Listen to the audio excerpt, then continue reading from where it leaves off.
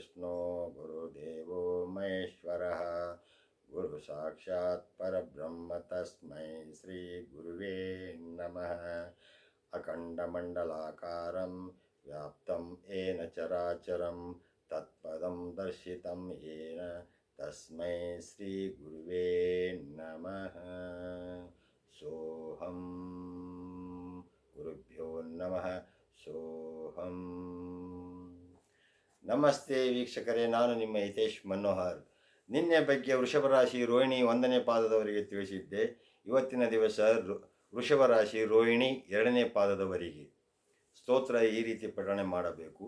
ಸರ್ವಗಃ ಸರ್ವವಿದ್ಭಾನು ವಿಶ್ವಕ್ಷೇನೋ ಜನಾರ್ದನಃ ವೇದೋ ವೇದವಿಧಿವ್ಯಂಗೋ ವೇದಾಂಗೋ ವೇದವಿತ್ ಕವಿಃ.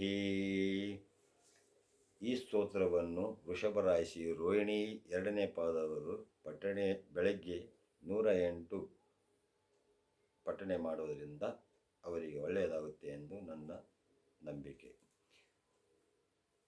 ನಾಳೆಯ ದಿವಸ ವೃಷಭ ರಾಶಿ ರೋಹಿಣಿ 3ನೇ ನಕ್ಷತ್ರದವರಿಗೆ ತಿಳಿಸಿಕೊಡುತ್ತೇನೆ. ನಮಸ್ಕಾರ.